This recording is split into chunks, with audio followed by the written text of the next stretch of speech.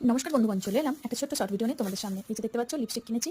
আমি বাজারে গেলে মানে আমাকে 1500-1600 টাকার জিনিস না কিনলে যেন মনটা শান্তি হয় না। যদিও টাকা নেই হাতে, তবুও কেনা হয়ে যায়। দেখে নাও ঝটপট কী কিনলাম। এই দেখো, দুটো টিপ নিয়েছি, দুটো নয় 3 পাতা নিয়েছি। এই যে তাকে মাকে দিতে হবে, 4টা নিয়েছি।